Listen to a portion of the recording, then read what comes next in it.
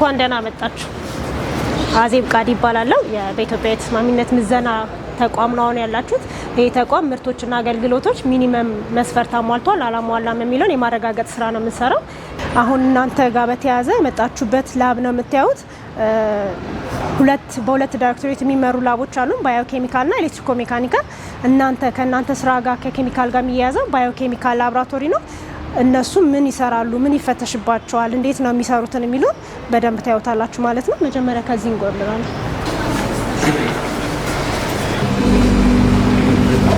ከዚህ በኋላ ያሉት ጋዝ ክሮማቶግራፊዎች ናቸው በብዛት ከሊኩዊድ ክሮማቶግራፊዎች ወይም ኤልሲ ከምንላቸው የሚለዩት የሚሰሩበት ስቴት በጋዝ ስቴት ነው።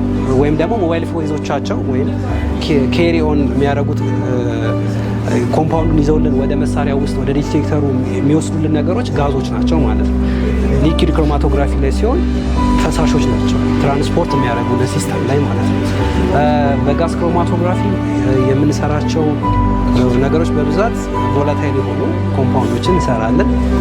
ያ ማለት ቮላታይል ስንል አት ሩም ቴምፕሬቸር ላይሆን ይችላል።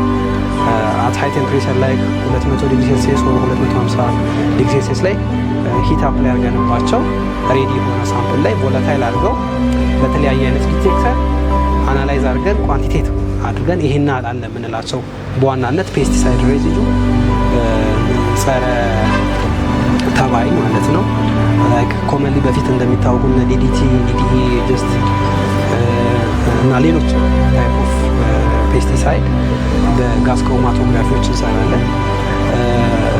ሌሎችም አይነት ነገሮች ይሰራሉ በጊዜ ላይክ ምንድነው ፍሪ ፋቲ አሲድ ፕሮፋይል በጂሲ ነው የሚሰራው። ፔስቲሳይድ እንዳልነው ደግሞ ሌሎች ቬተርናሪ ድረግም በጂሲዎች እና በኤልሲኤምኤስ በምንለው መሳሪያ መስራት እንችላለን። ግሉፌኖሊክ ኮምፓውንድ በተለያዩ አግሪካልቸራል ፕሮዳክት ሊሆን ይችላል፣ ሄርብስ ስፓይሰስ ሊሆን ይችላሉ። እነሱ ላይ ስፔሲፊክ የሆነ ነገር ቢኖር ከአንድ ጥሬ ዕቃ የሚገኝ እዛ ነገር መኖሩ አለመኖሩ ምን ያህል አለ የሚለውን አይዴንቲፊኬሽን የምንሰራው በእነዚህ መሳሪያዎች ነው ማለት ነው። ጋዞች እንደየመሳሪያው ይለያያል። ሂሊየም ሊሆን ይችላል፣ አርገን ሊሆን ይችላል፣ ናይትሮጅን ሊሆን ይችላል። ኢት ዲፔንድስ። ኦክሲጅን የምንጠቀምበት ሊኖር ይችላል፣ ካርቦን ዳይኦክሳይድ የምንጠቀምበት ይለያያል።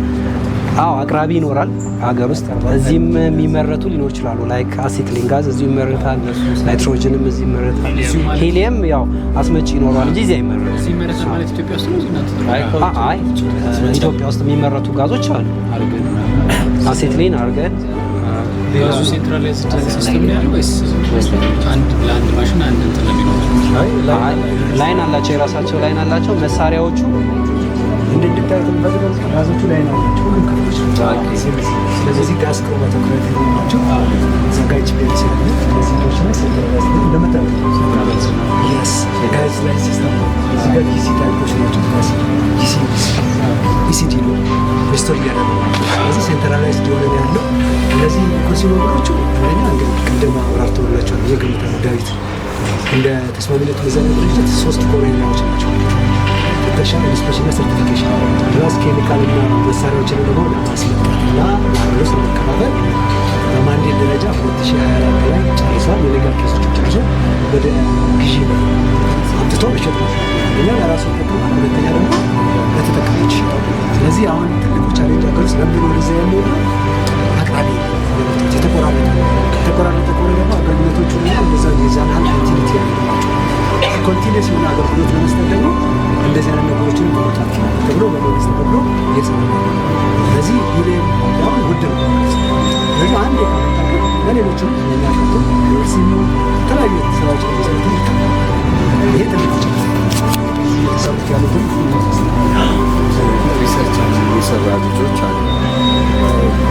ካራክተራይዜሽን ይፈልጉና ተማሪ መጥቶ ማየት ይችላል። በምን መልኩ ማየት ይችላል? ፒኤችዲ እና ማስተርስ እንግዲህ አንደኛ ፐብሊሽ ሊሆኑ ሌዘሮችን በእንትኖችን ማሳቦችን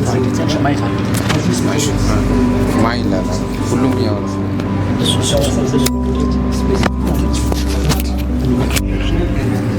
በጣም ይጠቀሳል። ወለጋ ማጆርሊ የሚጠቀሙበት ፐብሊሽድም ሆኖ ለእኛም ለተቋሙም አንድ ኢንፑት። ስለዚህ ሲመጣ ውጤቱ ተሰርቶ ይሰጠኝ ሊል ይችላል። አግሪመንት ሲገባ ገብቼ ማየት አለብኝም። ሲሰራ ቴክኒካሊ ያለውን ክፍያ ከፍሎ ቴክኒካሊ አብሮ መስራት ካለው አናሊስት ጋር ሰርቶ ማየት የሚፈልግ ይኖራል። በዛ ልክ ይደረጋል።